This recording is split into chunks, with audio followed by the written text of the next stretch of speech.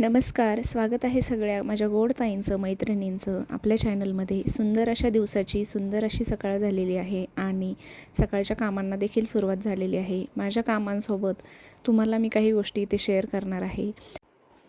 चला तर मग माझ्यासोबत चला व्हिडिओला सुरुवात करूया. बायकोने दिलेला शर्ट पती आपल्या भावाला घालण्यासाठी अगदी सहजतेने देतो. हेच जर नवऱ्याने बायकोला एखादा पेन दिला तर ती कुणालाच हात लावू देत नाही, अगदी सख्ख्या बहिणीला देखील. याचा अर्थ बायकोने दिलेल्या गिफ्टची किंमत नाही असा होत नाही. एक दिवस हाच शर्ट भावाने घातला तर काय वाईट, इतकं सहज विचार पुरुष करत असतात. बायकांची अगदी उलट असते. त्या प्रत्येक गोष्टी पर्सनलाइज करतात. सगळ्याच गोष्टी त्या स्वतःला फार लावून घेतात.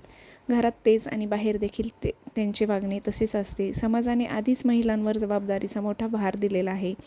त्याचाही परिणाम असेल कदाचित. तर मैत्रिणींनो, मी पण एक इथे तुमच्यासारखीच म्हणजे बाईच आहे आणि गृहिणीच आहे.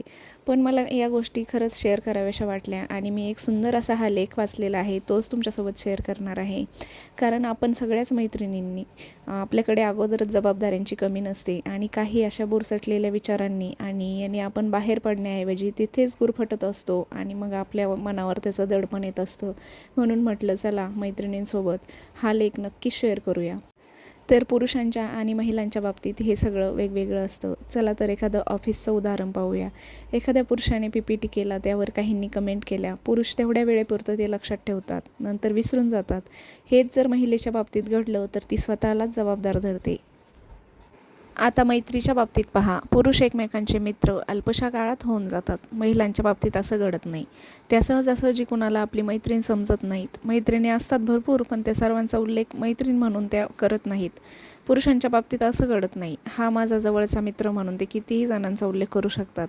हे असं का? पुरुष मैत्री करताना प्रत्येक वेळी ऑनलाईन ॲनलाईज करत नाहीत. पण महिलांच्या बाबतीत मैत्रीचे पहिले पाऊल देखील सावधपणे टाकले जाते. ती चांगली आहे का? तिच्याशी मनमोकळे बोलावे का? ती कोणाला काही सांगेल का? असे अनेक प्रश्न महिलांना पडत असतात. मर्यादेपेक्षा जास्त विचार करणे हे तिच्या अंगवळणी पडले आहे. जणू असा विचार अगदी वस्तूंच्या बाबतीत देखील त्या याच विचार करतात. स्त्रियांमध्ये नेचरिंग म्हणजे काळजी घेणे याचा भाग नैसर्गिक अधिक ॲक्टिव्ह आहे. याचा अर्थ पुरुष चांगले नर्चरर म्हणजे काळजी घेणारे नाहीत असा होत नाही. पुरुषांना यासाठी थोडी जास्त मेहनत घ्यावी लागते, एवढंच. म्हणजे एखादे बाळ रडते तर महिला अगदी सहजतेने त्याला शांत करू शकेल. पुरुषाला त्यासाठी थोडी मेहनत घ्यावी लागेल. आजची स्त्री खूप गोंधळलेली दिसते. तिला तिचे स्वतःचे पिक्चर तयार नाही करता येत. मला जे चांगले वाटते, माझ्या नवऱ्याला वाटेल का, मुलांना वाटेल का, समाजाला वाटेल का, हाच विचार ती करताना दिसते. ती स्वतःसाठी काही करत नाही. मी तर म्हणेन ती स्वतःसाठी जगतच नाही. स्वतःसाठी जगणं, स्वतःसाठी काहीतरी करणं हे योग्य नाही, ते चांगलं लक्षण नाही, हे स्वतःच तिने ठरवून टाकलं आहे. नोकरी करून थकली आणि घरी जाऊन आधी थोडा आराम करावा, मग नंतर पाळणाघरात जाऊन मुलाला घ्यावं असा विचार ती कधीच करणार नाही. असा विचार येणे म्हणजे देखील मोठा गुन्हा आहे, हे तिने स्वतःच ठरवून टाकलेलं आहे. दोघेही नोकरी करतात, तेवढेच थकलेले असतात. तरीही सकाळी आजही आधी झोपेतून उठते तीच. आई घर झाडत असेल तर मुलं घरातील सर्व सदस्य निवांत बसून राहतील. आई स्वतःच मुलांना सांगेल, तुला दिसत नाही बाबा घर झाडत आहेत. यात बदल घडवायचा असेल तर आधी स्वतः तिने बदलायला हवं. आजच्या एखाद्या मॉडर्न स्त्रीला विचारा, अशा 5 गोष्टी सांगा ज्यातून तुम्हाला आनंद मिळतो. नाही जमणार सांगायला. मुलांसाठी हे केलं की खूप छान वाटतं, अशीच उदाहरणं समोर येतील.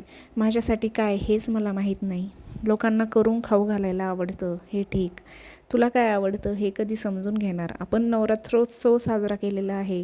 दुर्गेला तिची शक्ती माहीत होती म्हणून ती त्याचा वापर करू शकली. आजच्या दुर्गेला तिची शक्तीच कळलेली नाही. ज्या स्त्रीने स्वतःला ओळखलं आहे, स्वतःच्या सकारात्मक नकारात्मक बाबी समजल्या, ती पुढे जात आहे, ती यशस्वी होत आहे. सध्या शिफ्टिंगची फेज आहे. थोडक्यात जुनं सोडवत नाही आणि नवीन धरवत नाही, अशी तिची अवस्था आहे. घरासोबतच आता ती बाहेरचीही जबाबदारी घेऊ लागली आहे. याचा परिणाम तिच्या तब्येतीवर झालेला दिसतो. नवीन घेण्यासाठी आधीची सोडावी लागते. आजच्या स्त्रीने ते अजून सोडलेले नाही. ज्यांनी सोडले ते आनंदी जीवन जगत आहेत. तुमची कॅटेगरी कोणती मैत्रिणींनो, नक्कीच मला कमेंट सेक्शनमध्ये सांगा. तर या व्हिडिओमध्ये हा मला लेख इतका आवडला आणि खूप सुंदर असं मला म्हणजे एवढा मनाला भावला तो लेख. तर म्हटलं चला माझ्या ज्या मैत्रिणी आहेत, ज्या माझ्या सबस्क्रायबर आहेत, तर बऱ्यापैकी आपला सबस्क्रायबर वर्ग हा गृहिणींचा आहे आणि लेडीजच जास्त माझ्या सबस्क्रायबर्स आहेत. तर म्हटलं चला हा लेख नक्की त्यांच्यासोबत शेअर करण्यासारखा आहे, म्हणून मग मी तुमच्यासोबत हा लेख शेअर केलेला आहे. तर मैत्रिणींनो, लेख कसा वाटला? आणि आपण इथे स्त्री पुरुष अशी अजिबात तुलना करत नाही आहे, कारण पुरुषही कुठल्या बाबतीत कमी नसतात. तेही त्यांचे जे कर्तव्य असतात तर ते अगदी चोखपणे बजावत असतात आणि तेही त्यांचे कामं जे असतात ते खरंच नेटकेपणाने करत असतात. पण मला इथे हे म्हणायचं आहे की आपण जे घरामध्ये आणि सगळ्यांची सेवा करण्यामध्ये जे स्वतःला विसरत चाललेलो आहे, तसं न होता स्वतःची काळजी घेणं आणि स्वतःलाही थोडंसं लक्ष देणं हे खूप गरजेचं आहे मैत्रिणींनो. आणि अशा माझ्या बऱ्याच मैत्रिणी करतही असतील, जसं की या लेखामध्ये सांगितलेलं आहे, त्या खूप आनंदी जीवन जगतात.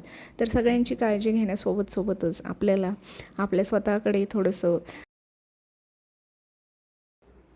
पारखून पाहायचं आहे की आपण कशा पद्धतीने, कारण आपल्याला समोरचं काही म्हणण्याच्या अगोदर आपणच ठरवून टाकतो की नाही, हे असं केलं तर कोणी मला नाव ठेवेल, हे असं केलं तर मुलांना आवडणार नाही, तसं केलं तर नवऱ्याला आवडणार नाही.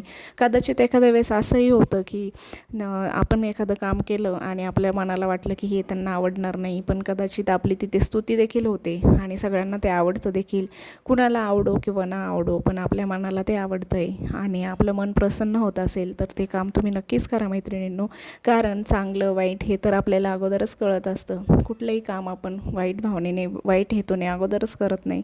त्यामुळे शक्यतो मनाची प्रसन्नता आणि आपलं मन काय म्हणतं आहे हे एकदा नक्कीच तपासून बघा. चला तर मग भेटूया पुन्हा एकदा अशाच नवीन आणि छानशा व्हिडिओसोबत. तर हा व्हिडिओ तुम्हाला कसा वाटला नक्की सांगा मैत्रिणींनो.